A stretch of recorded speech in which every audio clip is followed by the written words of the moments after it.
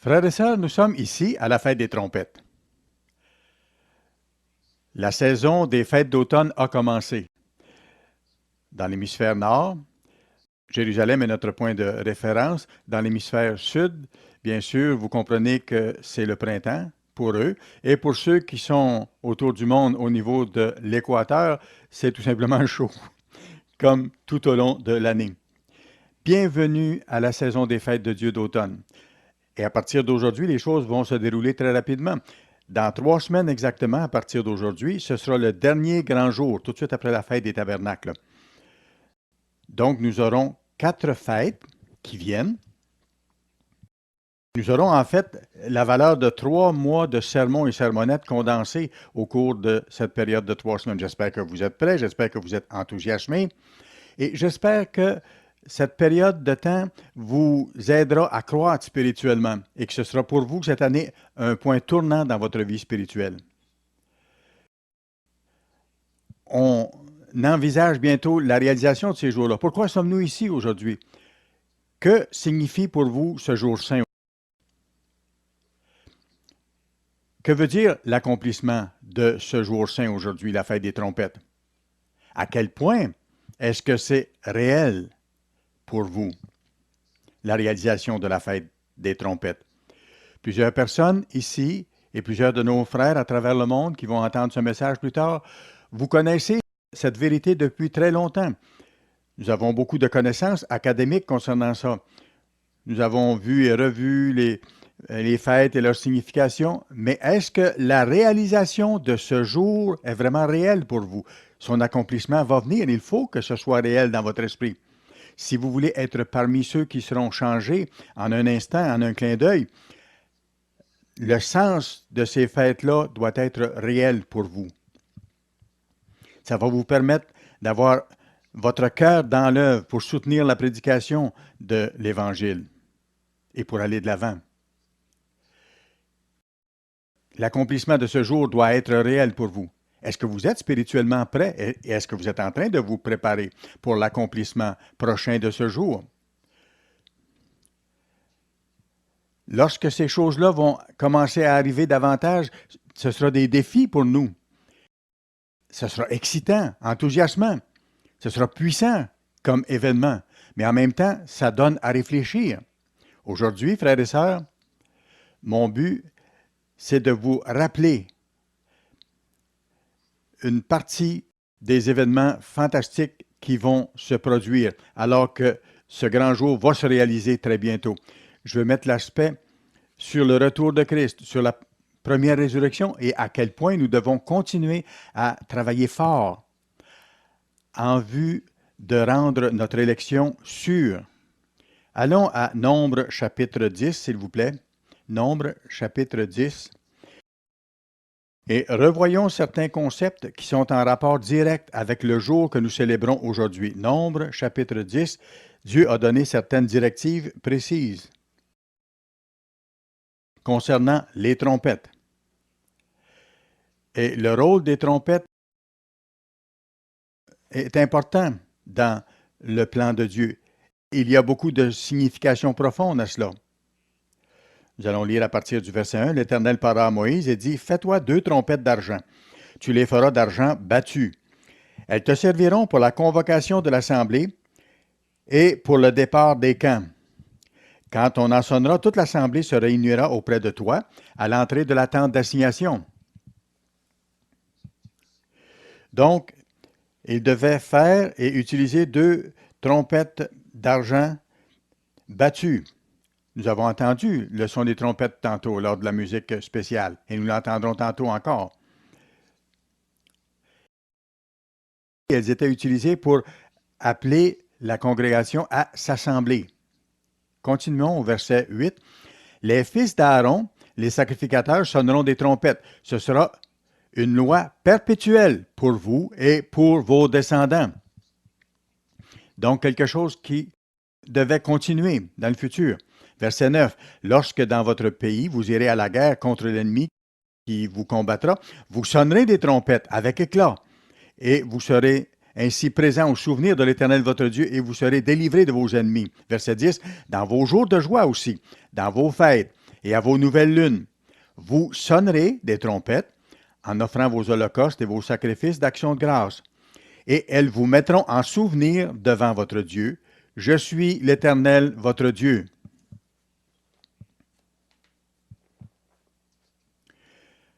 Alors, on sonnait de la trompette, pourquoi? Pour appeler les gens ensemble à la convocation. On utilisait les trompettes aussi pour annoncer la guerre, pour avertir que la guerre était proche. Et on les utilisait dans les temps de célébration, les jours de fête. Et aujourd'hui, c'est un jour de fête décrété par Dieu. Il devait sonner de la trompette au commencement de chaque mois. Ici, la fête des trompettes marque le premier jour de ce mois. Alors, c'est un jour de fête très spécial. Allons à Amos maintenant, chapitre 3. Nous allons aller plus loin. Amos, chapitre 3. Concernant le fait qu'on devait faire sonner la trompette. Donc, Amos, chapitre 3. Et nous allons lire à partir du verset 6. Sonne-t-on de la trompette dans une ville sans que le peuple soit dans l'épouvante?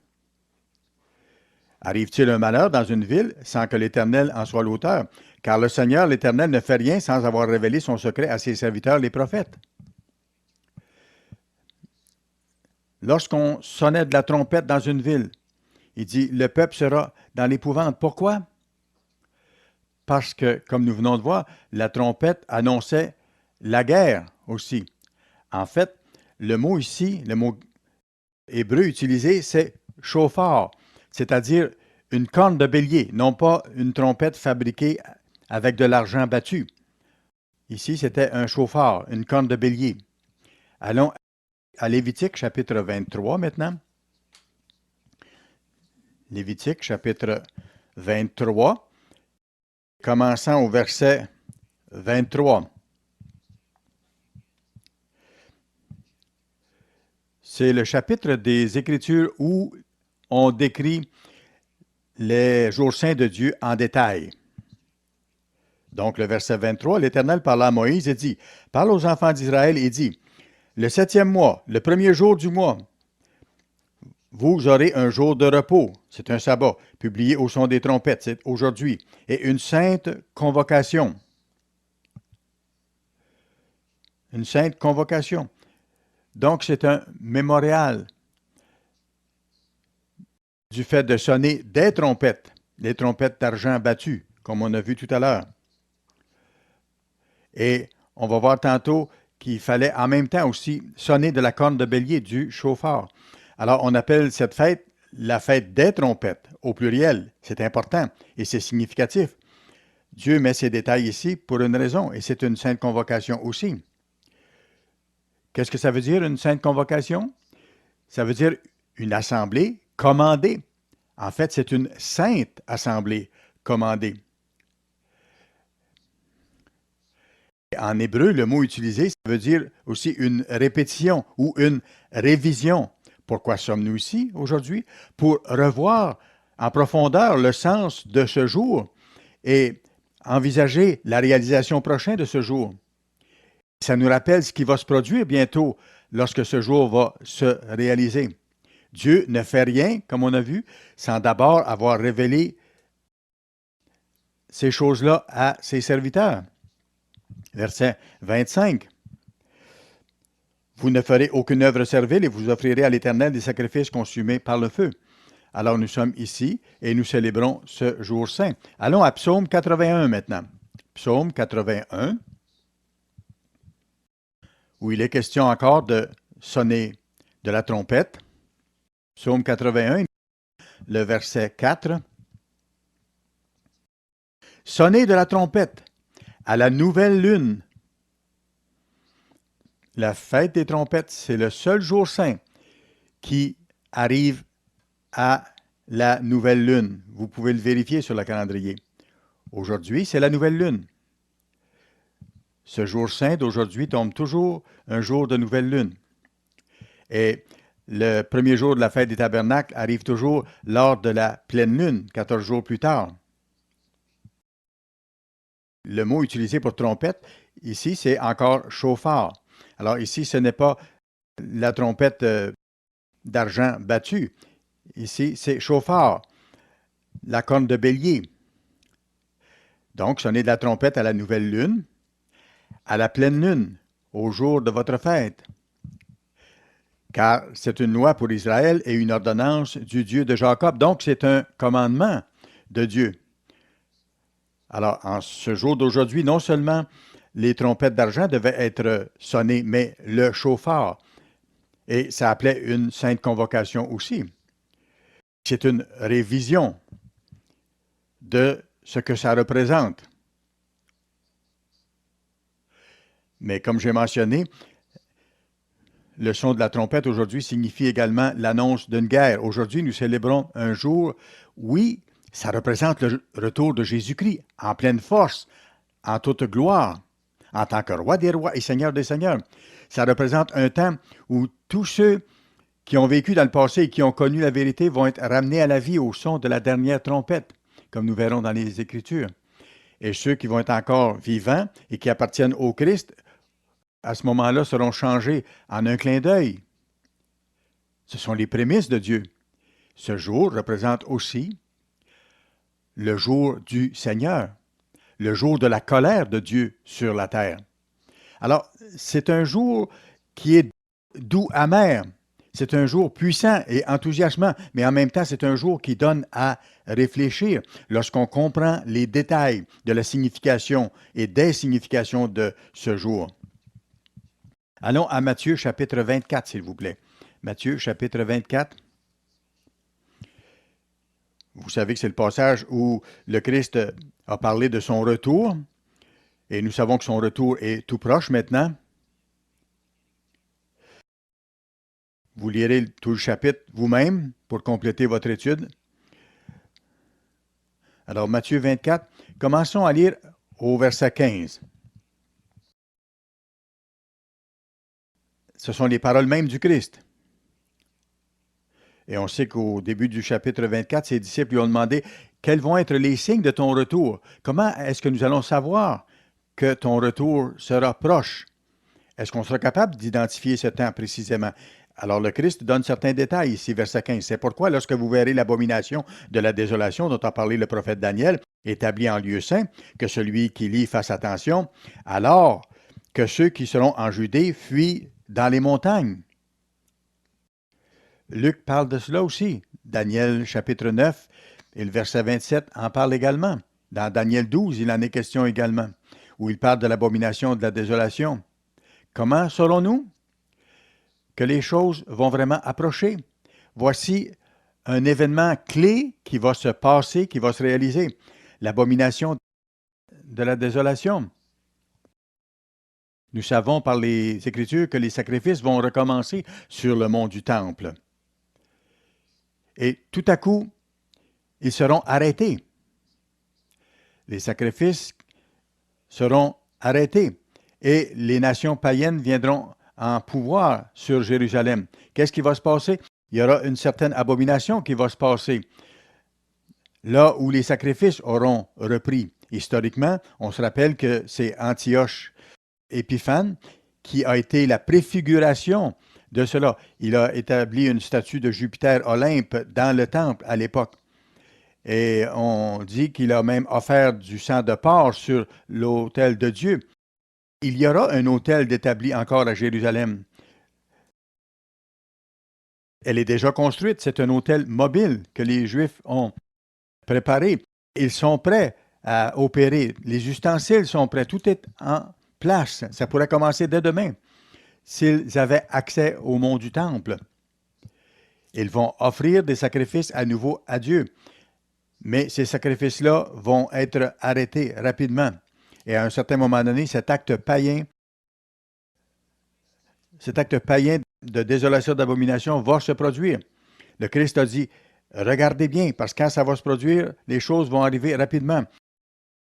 Alors que ceux qui seront en Judée fuient dans les montagnes. Verset 17. Que celui qui sera sur le toit ne descende pas pour prendre ce qui lui appartient dans sa maison. Donc les choses vont se passer très rapidement. On voit le sens de l'urgence ici. Dieu dit, ne perdez pas de temps, ne perdez aucun moment. N'hésitez pas. Ceux qui vont veiller, qui vont être proches du Christ, vont savoir et vont comprendre ce qui se passe. Daniel chapitre 9 nous dit quoi surveiller. Lorsque ces sacrifices-là vont commencer, les serviteurs de Dieu devront être alertes. Daniel nous dit, dans Daniel 12, que 30 jours après que les sacrifices auront cessé et que l'abomination de la désolation aura eu lieu, la grande tribulation va commencer 1 mois seulement. Alors, il nous faudra être prêts. Ne perdez pas de temps. Verset 18. Et que celui qui sera dans les champs ne retourne pas en arrière pour prendre son manteau. Verset 19. Malheur aux femmes qui seront enceintes et à celles qui allaiteront à ces jours-là. Pourquoi? Parce qu'il y aura des déplacements. Et on sait que lorsqu'une femme est enceinte ou qu'elle allaite, c'est plus difficile de voyager dans ces conditions-là. Nous allons peut-être arriver à un certain moment donné où l'Église recommandera peut-être aux membres de l'Église de ne pas avoir d'enfants à cette période-là. Les événements du monde vont nous dire, vont nous indiquer quoi faire. Nous ne sommes pas encore là, bien sûr, mais nous approchons de cette période. Verset 20, « Priez pour que votre fuite n'arrive pas en hiver, ni un jour de sabbat. » Voyez-vous, certains pensent que Dieu va nous protéger où que nous soyons, qu'il n'y a pas un lieu de sécurité, mais ce n'est pas biblique. À ce moment-là, pourquoi on devrait prier pour que notre fuite n'arrive pas en hiver ni un jour de sabbat si Dieu nous protégeait n'importe où, là où nous serons? Non. Quand le temps sera venu, ça impliquera un déplacement vers un lieu de sécurité. Et pourquoi pas en hiver? Parce que l'hiver, il y a des tempêtes. Pourquoi pas le sabbat? Parce que même sous ce stress et ces bouleversements, Dieu veut que nous reconnaissions son saint jour et que nous nous reposions et que nous l'adorions. Il ne veut pas que nous utilisions l'excuse en disant « Ah, Dieu va comprendre, nous allons voyager le jour du sabbat. » Non, Dieu dit « Priez pour que votre fuite n'arrive pas un jour de sabbat, même à cette époque-là. » Verset 21, « Car alors la détresse sera si grande qu'il n'y en a point eu de pareil depuis le commencement du monde jusqu'à présent et qu'il n'y en aura jamais. » À moins que ces jours ne soient abrégés, personne ne sera sauvé. Personne n'aurait la vie sauve, comme nous verrons dans quelques minutes. Mais à cause des élus, ces jours seront abrégés. Si quelqu'un vous dit alors, le Christ est ici, il est là, ne le croyez pas, car il s'élèvera de faux Christ et de faux prophètes. Pas seulement de faux prophètes, mais de faux messies vont apparaître et vont faire des prodiges. Ils feront de grands prodiges et des miracles au point de séduire, s'il était possible, même les élus. S'ils vous disent, il est dans le désert, n'y allez pas. Il est dans les chambres, ne le croyez pas. Certains vont dire, le Christ est déjà revenu et il vit en cachette maintenant. Laissez-moi vous poser une question. Le retour du Christ a été planifié depuis le début, depuis avant la création. C'est ce qui est écrit. Il s'est qualifié pour remplacer Satan. Il s'est qualifié il y a 2000 ans, lorsqu'il n'a pas péché dans cette chair humaine. Et il attend avec impatience. Il planifie, il prépare son retour avec son Père. Pensez-vous qu'il va arriver par la porte d'en arrière? Comme certains le prétendent, ceux qui prétendent qu'il y aura un enlèvement et que le Christ va venir en secret. Non, il est le roi. Il va revenir en tout pouvoir et en toute gloire, comme nous allons voir tantôt. Il n'arrivera pas en secret par la porte en arrière. Lorsque la reine Élisabeth va visiter un pays, elle n'arrive pas en silence, à côté, par en arrière, sans que personne ne le sache. Non, pourtant, elle est une toute petite être humain, mais c'est connu, sa venue est annoncée, préparée. Les gens vont savoir lorsqu'il va revenir. Regardez le verset 25. « Voici, je vous l'ai annoncé d'avance. Si donc on vous dit, voici, il est dans le désert, n'allez pas. » Verset 27. « Car comme l'éclair part de l'Orient et se monte jusqu'en Occident, ainsi sera l'avènement du Fils de l'homme. » On voit les éclairs, n'est-ce pas? Et on entend les éclairs, pour ainsi dire. On appelle ça le tonnerre. et ça brise la barrière du son. Boum! Si le Christ vient rapidement, à grande vitesse autour de la planète, les gens vont l'entendre. Verset 28. En quelques lieux, que soit le cadavre ou le corps, Colossiens 1 parle du corps qui est l'Église, le corps du Christ. En quelques lieux, que soit le corps ou le cadavre, là s'assembleront les vautours. Verset 29. Aussitôt après ces jours de détresse, le soleil s'obscurcira, la lune ne donnera plus sa lumière, les étoiles tomberont du ciel et les puissances des cieux seront ébranlées. Alors, voici la clé, le signe du Fils de l'homme paraîtra dans le ciel. Quel est le signe du Fils de l'homme? On vient de le voir au verset 27. Le Christ n'arrivera pas en secret. Ça va être éclatant comme retour. Voilà le signe du Fils de l'homme. Alors le signe du Fils de l'homme paraîtra dans le ciel. Toutes les tribus de la terre se lamenteront et elles verront le Fils de l'homme venant sur les nuées du ciel avec puissance et une grande gloire. Il enverra ses anges avec la trompette retentissante et ils rassembleront ses élus des 4 vents d'une extrémité des cieux à l'autre. Voilà ce que le Christ fera à son retour. Voilà un des événements qui est contenu dans la fête des trompettes, dans la réalisation de la fête des trompettes. Pour comprendre la fête des trompettes et son accomplissement, il nous faut comprendre clairement ce qu'est la tribulation et combien de temps elle durera. Vous savez, il y a beaucoup d'idées de confusion à ce sujet-là chez les ministres du monde. Certains disent que ça va durer 3 ans et demi, d'autres disent ça va durer 7 ans. Allons à Apocalypse chapitre 11, s'il vous plaît. Apocalypse chapitre 11. Nous allons voir des références diverses concernant cette période de temps. Apocalypse 11 et le verset 2. Mais le parvis extérieur du temple, laisse-le de côté et ne le mesure pas, car il a été donné aux nations, et elles fouleront aux pieds la ville sainte pendant 42 mois.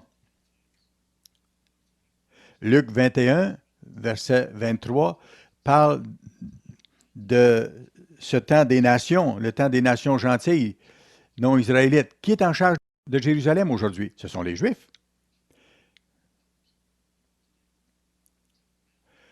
Le mont du Temple, actuellement, est sous la direction des Juifs, mais il est habité, pour ainsi dire, par les musulmans. Le temps vient où ce sera les nations du monde, les non-israélites, qui dirigeront Jérusalem. Les nations gentilles seront en charge de Jérusalem et seront en contrôle de Jérusalem. Pour combien de temps? Pendant 42 mois. Ça veut dire quoi, 42 mois? 36 mois, c'est 3 ans, plus 6 mois, 42 mois, 3 années et demie. Pendant 3 ans et demi, les nations gentilles seront en charge de Jérusalem. Verset 3, « Je donnerai à mes 2 témoins le pouvoir de prophétiser, revêtus de sac pendant 1260 jours. »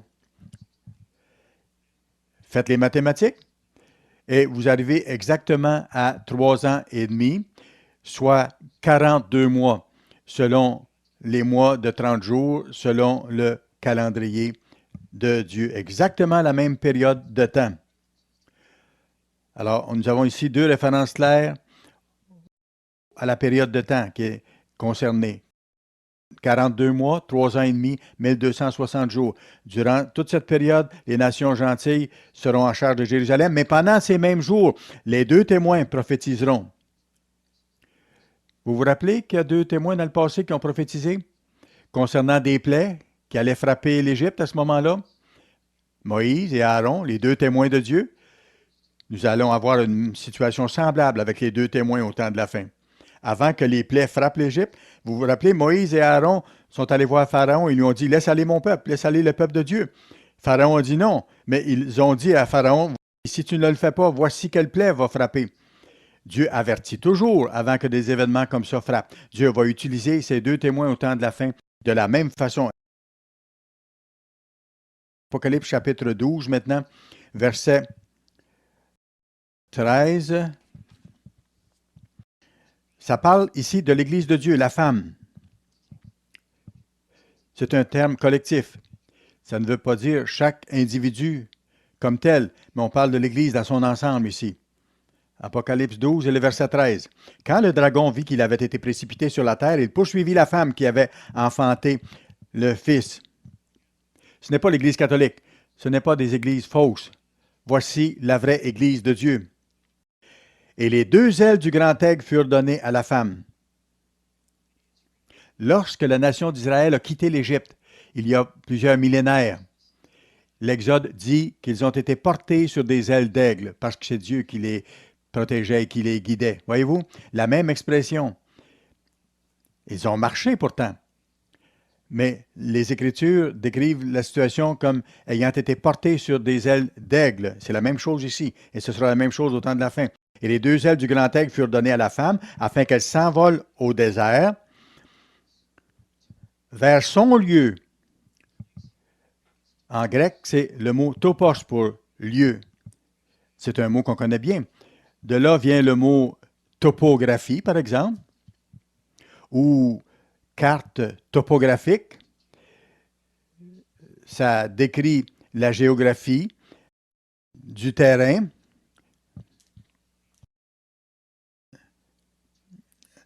Donc, le mot grec topos veut dire un lieu dans l'espace, un lieu déterminé, un espace délimité, un endroit précis. Un lieu et un endroit précis. Ce n'est pas là où vous serez, où que vous soyez, et ce n'est pas dans le ciel non plus.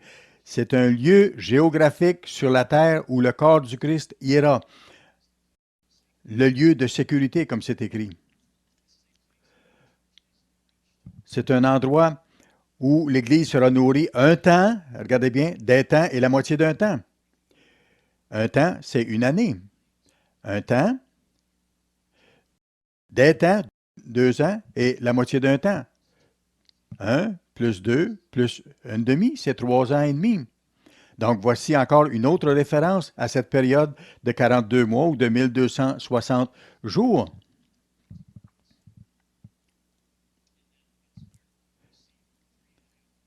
On voit ailleurs aussi cette question de 3 ans et demi. Vous pourrez aller voir dans Daniel 12, verset 7. Ça dit qu'à ce moment-là, la force du peuple saint sera brisée. Ce sera dans un temps, des temps et la moitié d'un temps. Alors, ces choses finiront. Vous pourrez lire aussi dans Daniel 12, versets 12 à 14. Apocalypse 13 maintenant. Nous allons lire à partir du verset 5. La bête ici, elle reçoit une bouche qui proférera des paroles arrogantes et des blasphèmes, et il lui fut donné le pouvoir d'agir pendant 42 mois. Voyez-vous, encore. Verset 7, et il lui fut donné de faire la guerre aux saints et de les vaincre, et il lui fut donné autorité sur toute tribu, tout peuple et toute langue et toute nation. La bête sera en autorité. À ce moment-là, le peuple de Dieu fidèle sera amené en lieu de sécurité pour être nourri et protégé. Pendant ce temps-là, les nations gentilles seront en contrôle de Jérusalem. Et au même moment, durant cette même période de temps, les deux témoins de Dieu prophétiseront. Certains de l'Église seront en difficulté à ce moment-là. Et au même moment, il y aura un traité. Il y aura eu un traité. Il y aura un semblant de paix mondiale pour un bout de temps avant la grande détresse. Mais à un moment donné, les sacrifices seront arrêtés. La tribulation plus grande détresse qu'il n'y aura jamais eu et qu'il n'y en aura jamais plus après. Ça va durer 3 ans et demi. Apocalypse, chapitre 6 maintenant. Apocalypse, chapitre 6. Et je vais référer ici à un tableau que nous avons au centre de notre brochure qui est intitulé « Le mystère révélé de l'Apocalypse ». Vous pourrez référer à cela chez vous pour compléter l'étude. Ça nous aide à comprendre les étapes de ce qui va se produire à ce moment-là. Je vais vous donner des références temporelles pour vous aider. Peut-être vous pouvez prendre déjà des notes à ce sujet-là. Vous pourrez le vérifier chez vous ensuite. Les événements du temps de la fin concernant la tribulation vont se produire. Ça va commencer par les premiers 6 sceaux. Et ça va se produire sur une période de 2 ans et demi. Les 6 premiers sauts se produisent durant les premiers 2 ans et demi. Et quand on arrive au 7e saut, c'est comme un peu les poupées russes, là, vous vous rappelez de ça? C'est des poupées les unes dans les autres. Ce sont des poupées rondes. Ah oui, ça s'appelle des petrouchkas. On ouvre une poupée et à l'intérieur, il y a une autre poupée. On ouvre la deuxième poupée, il y a une autre poupée en dedans. Et ainsi de suite. C'est ce qui va se passer avec le 7e saut. Le 7e saut comprend les 7 trompettes, 7 plaies. Et ça va se produire, les 7 trompettes, durant la dernière année, l'année de la colère de Dieu. Alors donc, les 6 premiers sauts, c'est 2 ans et demi. Et après ça, le 7e saut comprend 7 trompettes avec ses plaies.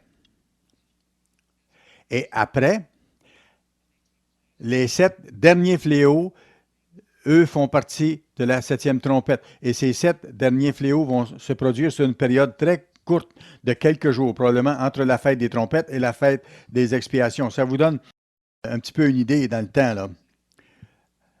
Apocalypse 6, le verset 1. Le commencement de la tribulation. À ce moment-là, le peuple de Dieu, la majorité des enfants de Dieu seront dans un lieu de sécurité. Je dis dans la tribulation. Non, Dieu ne veut pas qu'on soit dans la tribulation. Dieu ne veut pas que ses élus fidèles passent à travers la détresse. Il veut qu'ils soient épargnés et il va les épargner, ceux qui sont fidèles. Les Philadelphiens, chapitre 6, verset 1. Jean nous parle de sa vision et ça décrit les 2 années et demie des 6 premiers sceaux. Je regardai quand l'agneau ouvrit un des 7 sceaux et j'entendis l'un des 4 êtres vivants qui disait, comme d'une voix de tonnerre, « Viens !»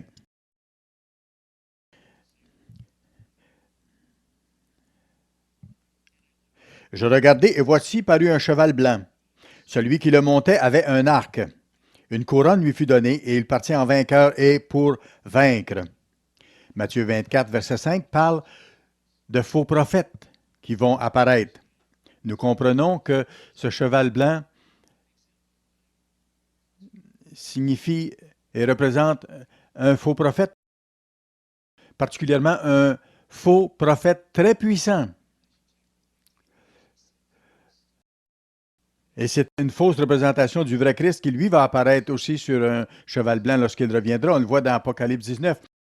Le faux prophète a quelque chose qui ressemble un peu au Christ, mais c'est un faux prophète qui est plus qu'un prophète.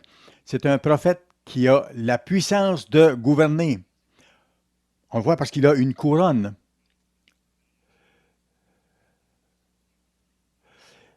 On entend parler de plus en plus de la renaissance de l'Empire romain en Europe. Dans ce phénomène, il y aura une réunification de l'État et de l'Église, comme ça s'est passé dans le passé. On voit que celui qui monte ce cheval blanc-là a un arc.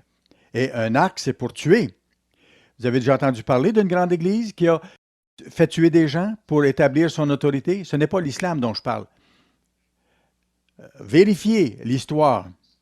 Et nous voyons une grande Église qui a son quartier général à Rome, qui a utilisé des assassinats pour éliminer ceux qui n'étaient pas en accord avec elle. Et nous allons voir quelque chose de semblable se produire à nouveau.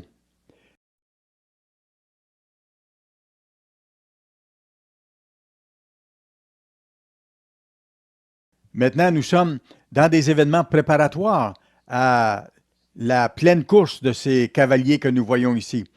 Ce n'est pas encore commencé, bien sûr, mais on voit que les choses se préparent. Nous sommes dans un stade préparatoire.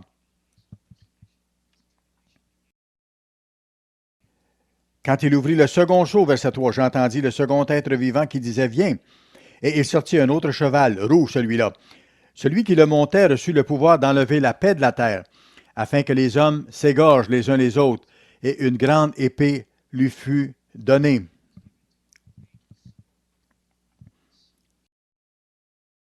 Ça signifie la guerre, une grande guerre, une guerre mondiale qui doit se produire. C'est le deuxième sceau. Verset 5, quand il ouvrit le troisième sceau, j'entendis le troisième être vivant qui disait, viens, je regardai, et voici parut un cheval noir. Celui qui le montait tenait une balance dans sa main. Quelque chose pour mesurer, pour peser. Et j'entendis au milieu des quatre êtres vivants une voix qui disait, une mesure de blé pour un denier. Ça veut dire un jour de salaire pour une mesure de blé. À peine suffisant pour nourrir une famille de 3 ou 4 personnes pendant une journée. Ça représente peut-être la valeur de 2 pains, possiblement. Une mesure de blé pour un denier et 3 mesures d'orge pour un denier, mais ne fait point de mal à l'huile et au vin. L'huile et le vin seront rares à ce moment-là. Alors, qu'est-ce que nous voyons? Pourquoi est-ce que nous avons cette hyperinflation qui va se produire? Au point où une mesure de blé va coûter le salaire d'une journée de travail. C'est qu'il y aura un manque de produits. Quand un produit est rare, le prix augmente. S'il y a moins de blé et que tout le monde en veut, qu'est-ce qui arrive? Le prix augmente et les gens peuvent charger le prix qu'ils veulent pour le vendre, ceux qui en ont. Ce sera la situation. Qu'est-ce qui cause l'hyperinflation? La dévaluation, comme c'est arrivé au Zimbabwe, dévaluation du dollar. Eux ont eu une inflation de milliers de pourcents. Leur monnaie a tombé jusqu'à temps qu'ils changent pour la monnaie américaine. Famine, ça. Et la famine vient en tant que résultat de la guerre. Verset 7, quand il ouvrit le quatrième sceau. C'est encore durant la période de 2 ans et demi, première période de la tribulation. Quand il ouvrit le quatrième sceau, j'entendis la voix du quatrième être vivant qui disait, viens. Je regardai, voici parut un cheval d'une couleur verdâtre. Celui qui le montait s'appelait la mort, et le séjour des morts l'accompagnait. Le pouvoir leur fut donné sur le corps de la terre pour faire périr les hommes par l'épée, par la famine, par la mortalité et par les bêtes sauvages de la terre. La mort va apparaître dans la famine. Et quand les animaux n'ont pas assez de nourriture dans la nature, qu'est-ce qu'ils font? Ils regardent ailleurs, n'est-ce pas? Alors, la mort viendra aux êtres humains par les animaux aussi. Combien de morts durant les 2 premières années et demie de la tribulation? 25%. Un quart de la population de la Terre. Nous sommes actuellement environ 7 milliards sur la Terre. 25% de cette population actuelle, ça veut dire 1,7 milliard de personnes qui mourront dans ces circonstances-là. On parle d'une dévastation terrible.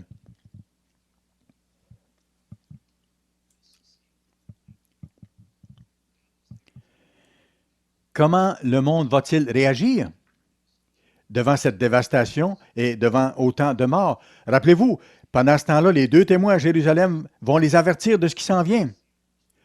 Verset 9, quand il ouvrit le 5e sceau, je vis sous l'autel les âmes de ceux qui avaient été immolés à cause de la parole de Dieu et à cause du témoignage qu'ils avaient rendu. Des gens qui sont morts pour leur foi, qui ont été fidèles. Ce sont des martyrs. Bien sûr, c'est un langage symbolique parce que les morts ne savent rien. S'ils étaient vivants, c'est ce qu'ils diraient. Verset 10, et ils crièrent d'une voix forte en disant, jusqu'à quand, Maître, saint et véritable, tarderas-tu à juger et à tirer vengeance de notre sang sur les habitants de la terre? Une robe blanche leur fut donnée à chacun, et il leur fut dit de se tenir en repos quelque temps encore, jusqu'à ce que soit complet le nombre de leurs compagnons de service et de leurs frères qui devaient être mis à mort comme eux. Nous lisons dans Apocalypse 7 et Apocalypse 14 concernant des prémices au nombre de 144 000. Dieu utilise des nombres très précis, vous savez. Et il semble ici qu'il a un nombre précis de martyrs qui doivent donner leur vie avant le retour de Christ. 2 de ces martyrs-là, ce seront bien sûr les 2 témoins qui seront tués dans les rues de Jérusalem. Et le monde se réjouira à ce moment-là. Ils vont même s'envoyer des cadeaux les uns aux autres, comme la Bible dit. Parce que enfin, selon eux, les fauteurs de troubles, les 2 perturbateurs seront morts. Mais on voit que Dieu a un nombre de martyrs qui doivent être mis à mort pour la vérité avant que le Christ arrive. Verset 12, le sixième sceau maintenant. Je regardais quand il ouvrit le sixième sceau. Il y eut un grand tremblement de terre et le soleil devint noir comme un sac de crin. La lune entière devint comme du sang. Éruption volcanique. On ne sait pas exactement ce qui va causer ça. Et les étoiles du ciel tombèrent sur la terre comme les figues vertes d'un figuier secoué par un vent violent. Vous avez déjà vu ce que c'est une pluie de météorites. On ne sait pas exactement ce qui va se passer, mais ce sera des choses semblables à ça. Le ciel se retira comme un livre qu'on roule, et toutes les montagnes et les îles furent remuées de leur place. Les rois de la terre, les grands, les chefs militaires, les riches, les puissants, tous les esclaves et les hommes libres se cachèrent dans les cavernes. Ça veut dire tout le monde sur la face de la terre. Ils se sont cachés. Verset 16, il disait aux montagnes et aux rochers, tombez sur nous et cachez-nous devant la face de celui qui est assis sur le trône et devant la colère de l'agneau. Ils savaient ce qui s'en venait. Et ils vont savoir ce qui s'en vient ensuite. Pourquoi? Parce que les deux témoins leur auront dit. À cause de l'horreur de ce qui s'en vient, ils vont avoir tellement peur qu'ils souhaiteront mourir. Que les rochers tombent sur nous et nous écrasent. On préfère ça plutôt que de devoir passer à travers ce qu'on nous a annoncé. Verset 17. Car le grand jour de sa colère est venu. Qui peut subsister? Les 2 premières années et demie de la tribulation aura atteint son terme. Et maintenant, on arrive au jour du Seigneur, le jour de la colère de l'agneau. Combien de temps ça va durer? Est-ce que c'est seulement une journée de 24 heures? Allons à Sophonie, s'il vous plaît. Sophonie, chapitre 1. Sophonie, chapitre 1, et nous allons lire le verset 14.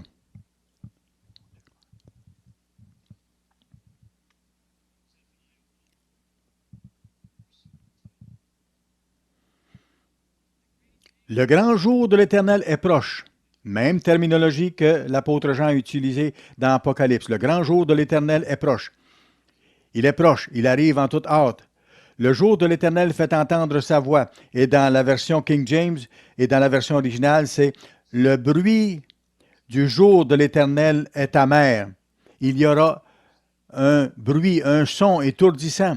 Pourquoi? Parce que ce sera le son de la trompette avant la prochaine catastrophe. Le son de cette trompette sera amer pour les gens autour du monde. Il y aura des cris aussi, de l'agonie, de la douleur, des pleurs.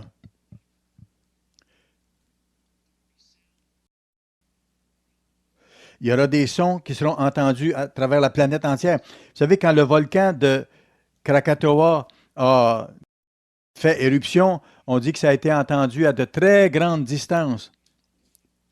Il y aura probablement une éruption volcanique qui sera entendue autour du monde. La terre sera ébranlée. Le bruit de ce jour va se répandre autour du monde. Et le héros pousse des cris amers. Pas le faible, le fort, le puissant. Il y a des pères qui vont pleurer et des mères aussi. Ce jour est un jour de fureur, verset 15, un jour de détresse et d'angoisse, un jour de ravage, de destruction, de ténèbres et d'obscurité, un jour de nuée et de brouillard, un jour où retentiront la trompette et les cris de guerre contre les villes fortes et les tours élevées. Allons à Ésaïe, chapitre 34. Ésaïe, chapitre 34. Nous verrons plus de détails. On parle ici du jour du Seigneur. Est-ce que ce sera une journée de 24 heures? Non. Le jour du Seigneur va durer une année. C'est le principe d'un jour pour une année qu'on voit à différents endroits dans la Bible. Ésaïe 34 et le verset 8. Car c'est un jour de vengeance pour l'Éternel, une année de représailles pour la cause de Sion. On l'appelle le jour du Seigneur ou le jour de la colère de l'agneau, mais on voit que c'est une année de représailles. Dieu le dit clairement. Allons à Ésaïe 61, où la même chose est indiquée. Ésaïe 61 et le verset 2. Un jour qui veut dire une année dans ce contexte. pour publier une année de grâce de l'Éternel et un jour de vengeance de notre Dieu. Alors ici, il parle d'un jour de vengeance qui est une année, comme on vient de voir. C'est le jour du Seigneur. C'est cette dernière année des 3 années et demie de la grande détresse. C'est la dernière année de la grande détresse. Allons à Apocalypse chapitre 8 maintenant. Apocalypse chapitre 8.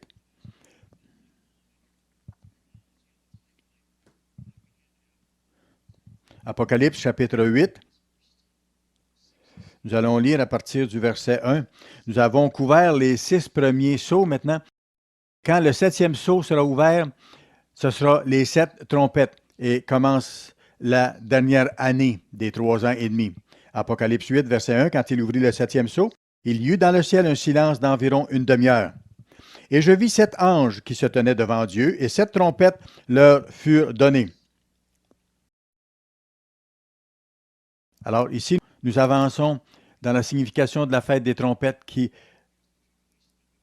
représente non pas les 2 premières années et demie de la grande détresse, mais la dernière année. La fête des trompettes représente le jour du Seigneur, la dernière année de ces 3 années et demie, juste avant le retour de Christ.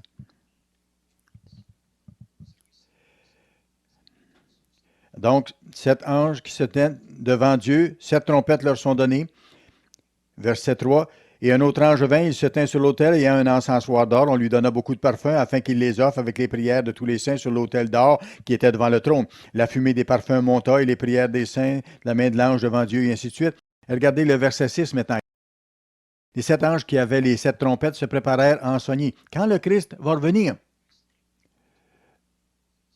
Le Christ va revenir fort probablement le jour de la fête des trompettes. C'est logique, c'est normal. La 7e trompette va sonner et ça va annoncer les 7 derniers fléaux, mais ça va annoncer le retour du Christ. Et nous serons changés en un clin d'œil à la dernière trompette, à 7 trompettes. Certains disent que le Christ va revenir à la Pentecôte et que l'Église sera ensuite enlevée au ciel pendant quelques mois jusqu'à temps que la fête des trompettes se réalise. Ça n'a pas de sens, c'est pas biblique.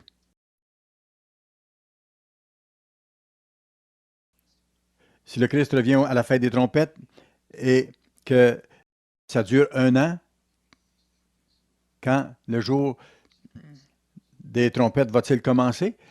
Le jour de la fête des trompettes, justement. C'est logique. Le premier sonna de la trompette, verset 7.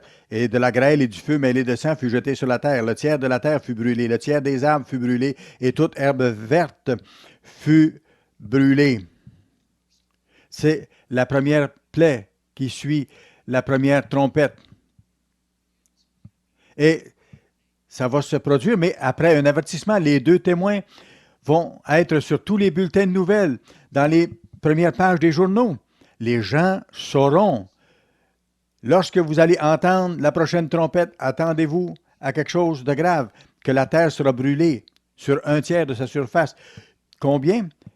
Je ne peux pas vous dire, mais je peux vous dire, j'ai déjà vécu dans la région des montagnes rocheuses, et à la fin de l'été, dans la région des montagnes rocheuses, lorsqu'on n'avait pas eu de pluie depuis plusieurs mois, tout devenait comme une boîte d'allumettes. C'était très sèche. Parfois, on entendait le tonnerre et on priait Dieu à ce moment-là. Dieu ne permet pas qu'il y ait des feux de forêt parce que parfois, dans cette région, il y a des grosses tempêtes de grêle qui arrivent rapidement avec des grêlons gros comme le poing. Et quand l'éclair frappe à ce moment-là, cette boîte d'allumettes, pour ainsi dire, qu'est-ce qui se passe? Ouf! Le feu se met en marche avec de grands vents dans cette région. Et ça parcourt les plaines rapidement et les montagnes. Il y aura eu 2 ans et demi de tribulation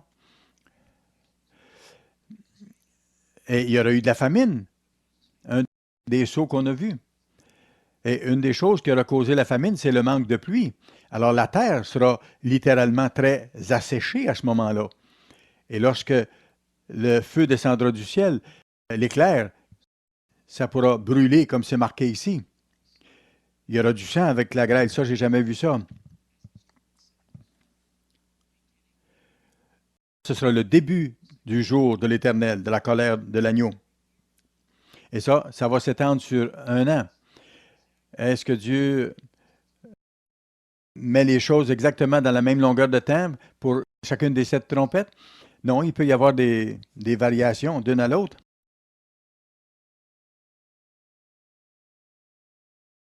Pensez-vous que la trompette, ça sera juste un petit bruit tout, tout, tout, tout, tout, difficile à entendre, que vous allez devoir prêter l'oreille vraiment pour entendre?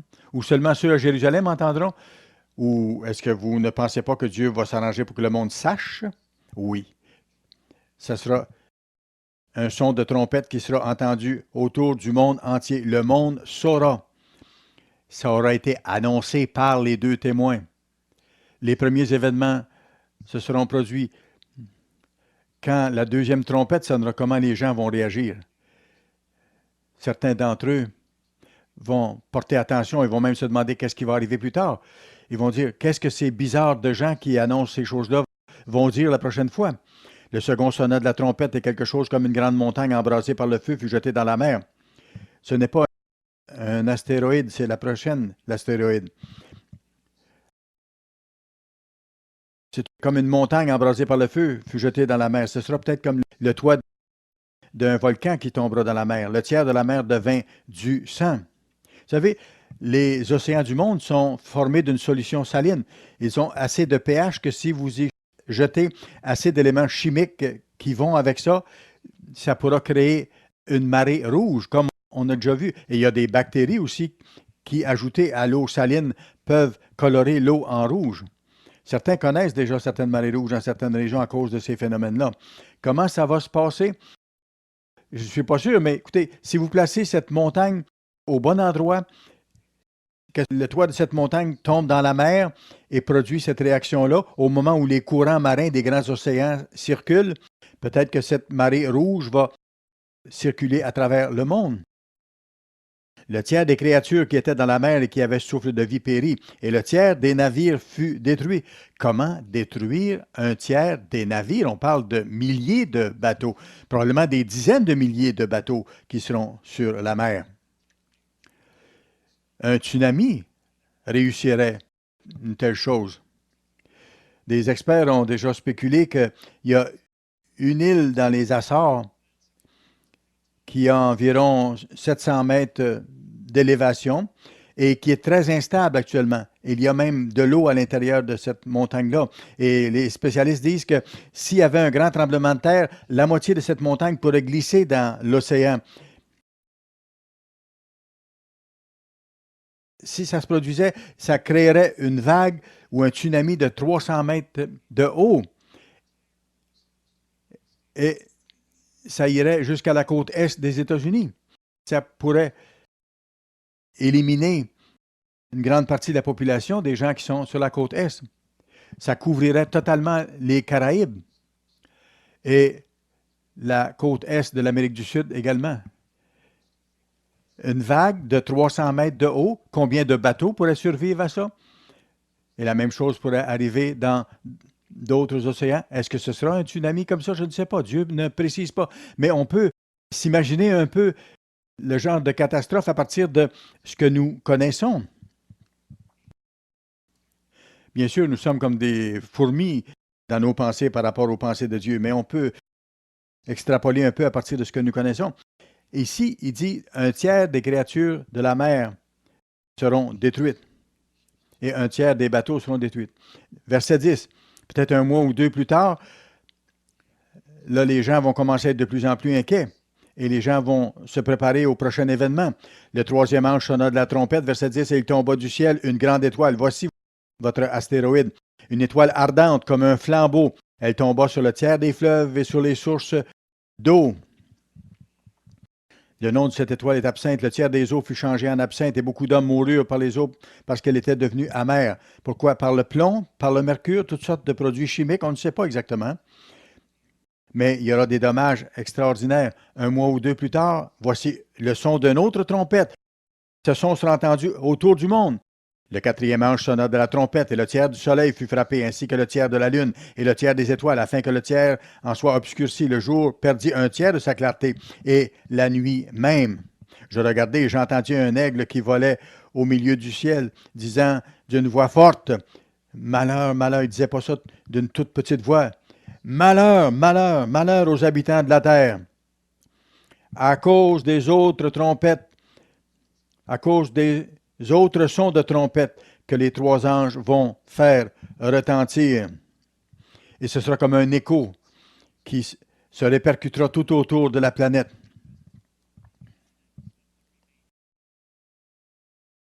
Malheur aux habitants de la terre, à cause des autres sons de trompette que les trois anges vont faire retentir. Et les deux témoins vont encore préciser leur annonce. Les deux témoins vont dire aux êtres humains, changez, adorez le vrai Dieu, rejetez vos faux dieux et vos voies mauvaises, changez, repentez-vous.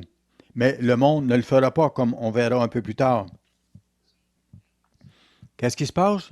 Peu de temps après, peut-être quelques semaines après, le cinquième ange sonna de la trompette, et je vis une étoile qui était tombée du ciel sur la terre.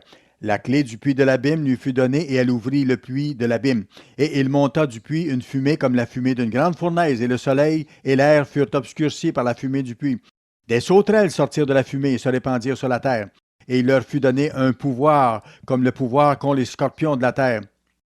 Ce ne sont pas des insectes réels. C'est un langage symbolique. Jean a vu dans sa vision des choses que lui ne connaissait pas. C'était des créatures dévastatrices, mais il a décrit ça avec les mots qu'il avait à l'époque. Comment pouvait-il décrire les machines de guerre que nous avons aujourd'hui, lui qui a vécu il y a 2000 ans? Alors, il a fait au mieux avec les paroles qu'il avait.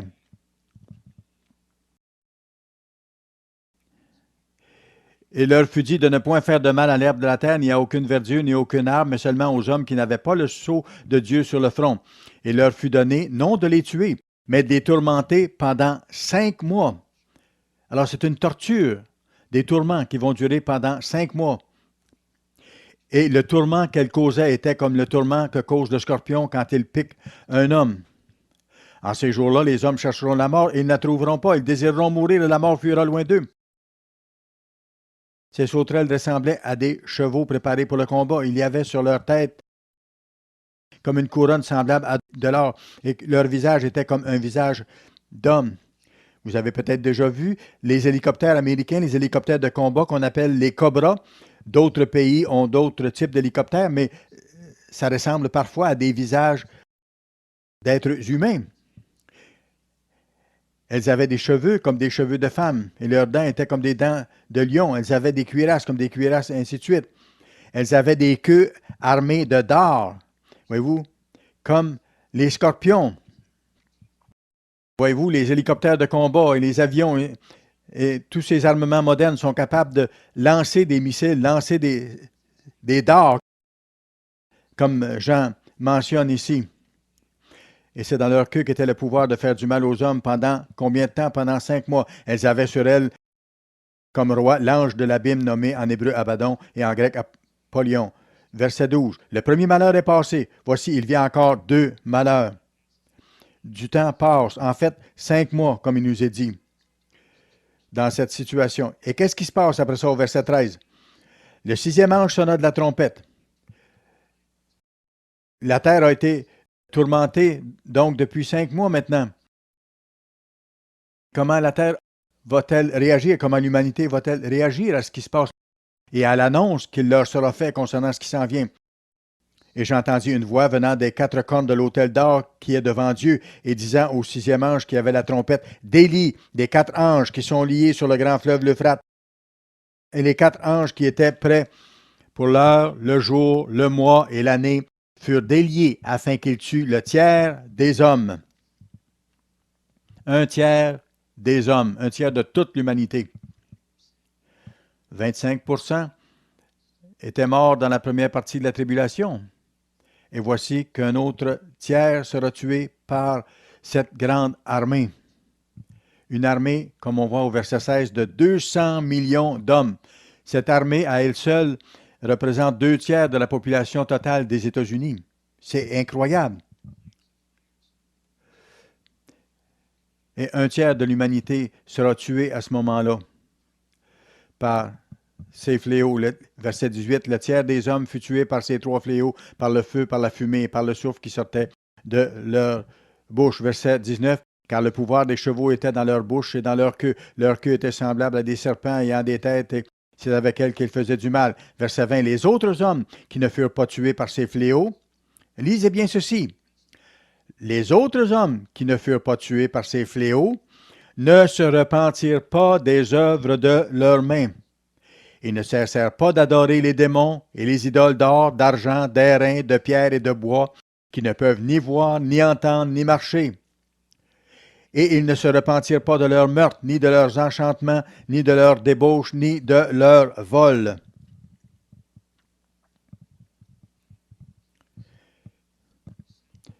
Un fléau puissant qui va frapper la terre. Puis après,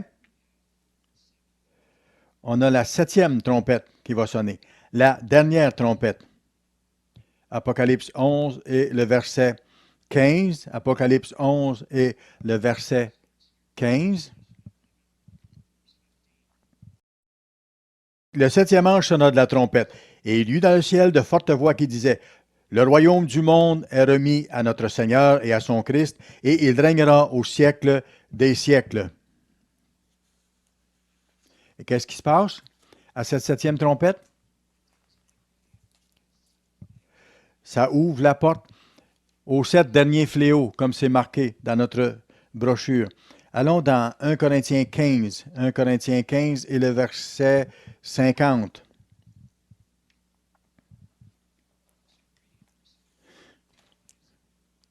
« 1 Corinthiens 15, verset 50. Ce que je dis, frère, c'est que la chair et le sang ne peuvent hériter le royaume de Dieu et que la corruption n'hérite pas l'incorruptibilité. Voici, je vous dis un mystère. Nous ne mourrons pas tous, mais tous nous serons changés. Comment et quand? En un instant, en un clin d'œil. Quand? À la dernière trompette. Voilà la clé, voilà la réponse. Non pas avant la tribulation, non pas avant la grande détresse, à la dernière trompette. Combien de trompettes sonneront? 7. Quand cette dernière trompette sera-t-elle sonnée? On se rappelle dans Matthieu 24, à la fin de la tribulation, à la fin des 3 ans et demi de dévastation mondiale. C'est là que cette 7e trompette sonnera. La trompette sonnera et les morts ressusciteront, ceux qui ont appartenu à Dieu, et nous serons changés en un instant. Car il faut que ce corps corruptible revête l'incorruptibilité et que ce corps mortel revête l'immortalité. Nous aurons de nouveaux corps, des corps spirituels. 1 Thessaloniciens 4 dit comment, à ce moment-là, en un clin d'œil, ceux qui étaient morts en Jésus-Christ vont d'abord ressusciter. Les saints qu'on voit dans la Bible ayant appartenu à Dieu et qui ont vécu selon ses voies et qui ont été fidèles, ils vont être ressuscités et vont rencontrer le Christ dans les airs. Et ceux d'entre nous qui seront encore vivants à ce moment-là et fidèles, nous serons transformés en un instant et rejoindrons les autres. À la fête des tabernacles, vous allez entendre parler de ces choses-là encore plus en détail. La résurrection des saints, des prémices, aura lieu à la 7e trompette. Allons à Apocalypse 19. Apocalypse 19, comme nous avons lu dans Matthieu 24.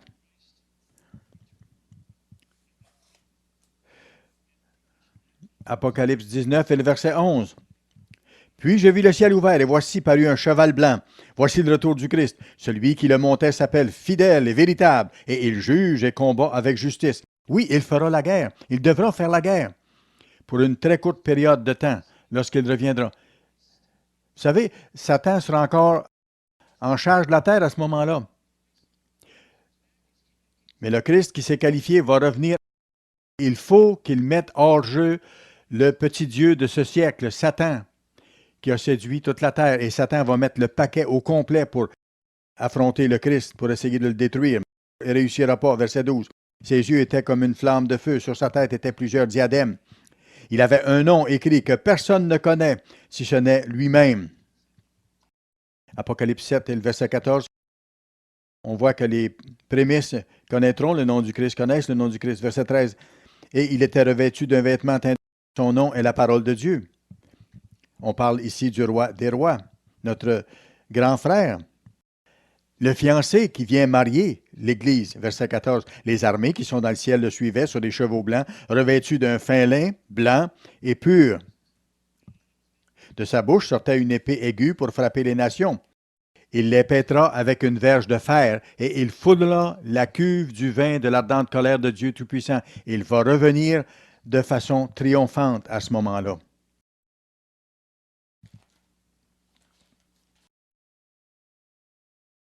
Allons à Apocalypse 16.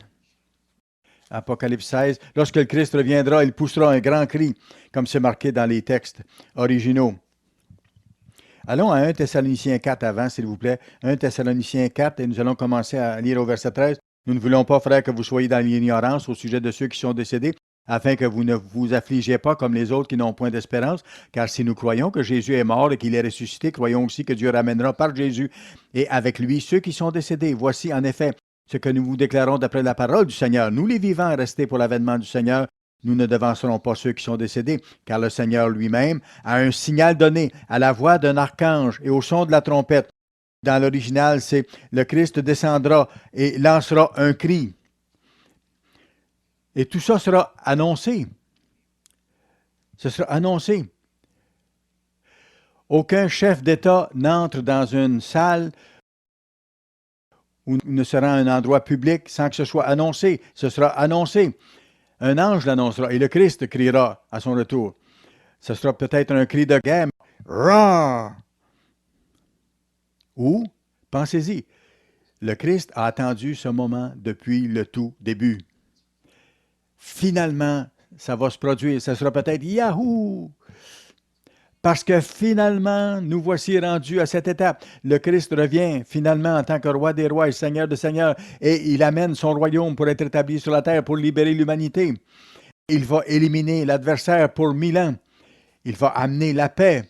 Quel cri de joie aussi en même temps. Le Christ reviendra en lançant un cri au son de la trompette de Dieu. Oui, ça annoncera la guerre, mais ce sera en même temps un son ou un cri de triomphe parce qu'il revient pour établir son royaume sur la terre. Apocalypse chapitre 16, Apocalypse chapitre 16, verset 2.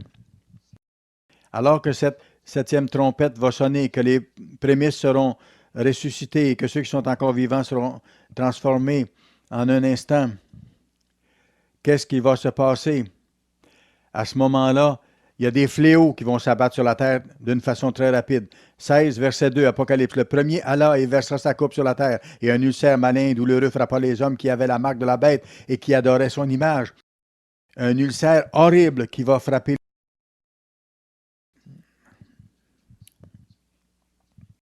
Probablement, ça va se passer entre la fête des trompettes et la fête des expiations. Verset 3. Le second versa sa coupe dans la mer. Elle devint du sang, comme celui d'un mort, et tout être vivant mourut. Tout ce qui était dans la mer, pas un tiers des animaux marins, tous les animaux marins.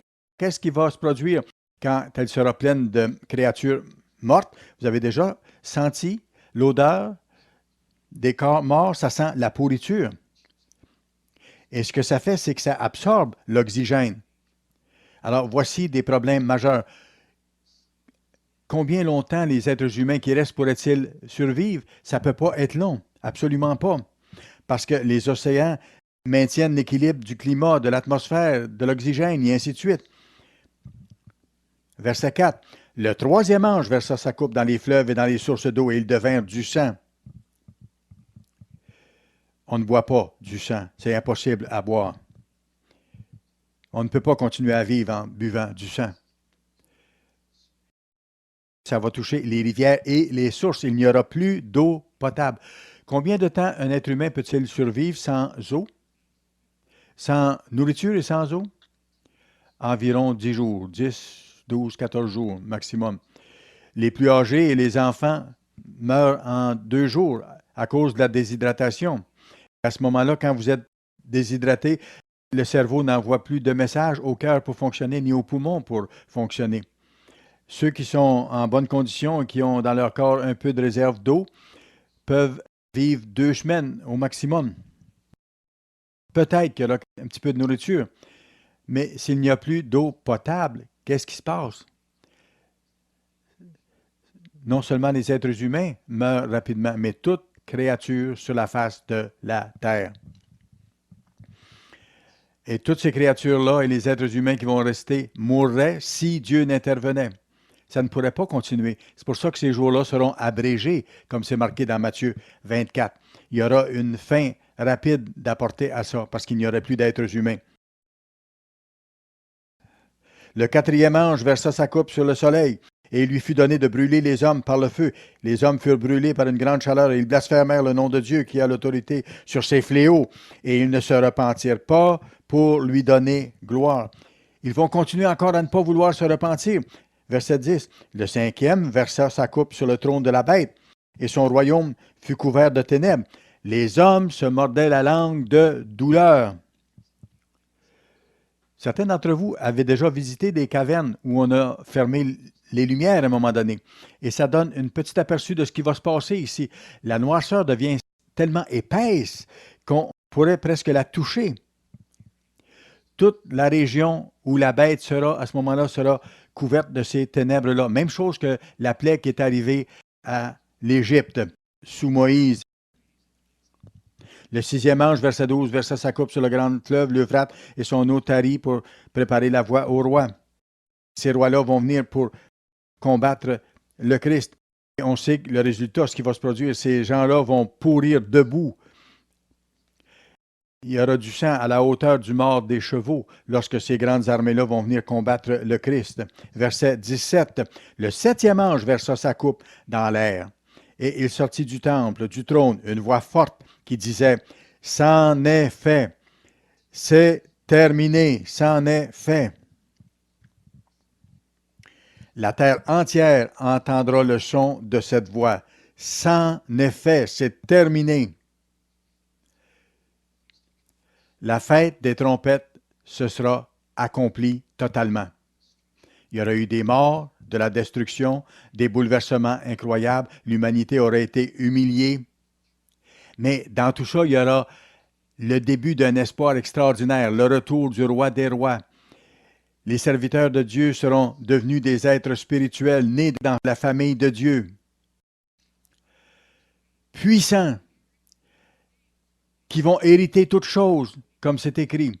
Ils vont hériter la sagesse de Dieu, sa puissance, la puissance pour diriger avec justice, pour corriger ce monde pour le mieux, pour guérir les nations, pour leur enseigner la voie pour être heureux, la voie pour connaître le vrai Dieu.